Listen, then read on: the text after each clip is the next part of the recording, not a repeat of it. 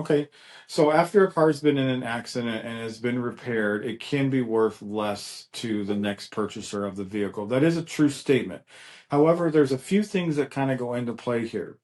The first thing is was it an insurance claim and was it reported?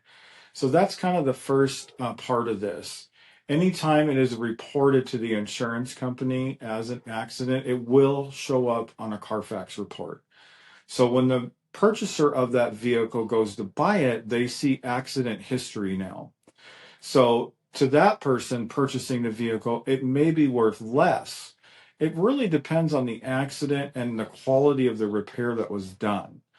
If it's a good shop, they're going to get it to pre-accident condition and nobody would be able to pick up that it was ever repaired unless they ran that Carfax report.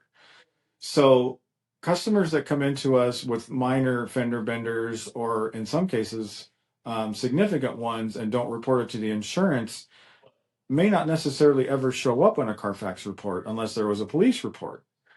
So there's a couple things that go into that when you're trying to determine if it's going to have what's called diminished value.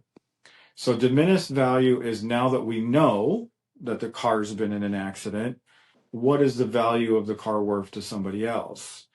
So there are options to get recovery for what's called diminished value.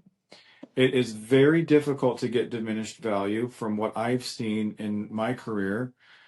It can be done. I have seen it done, but it is a challenge to get diminished value because it's only a percentage of the repair or the value. And it usually ends up being a small number.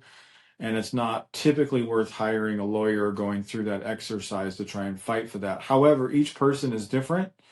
You may choose to go after diminished value. It is legal to go after diminished value, but it can be quite challenging.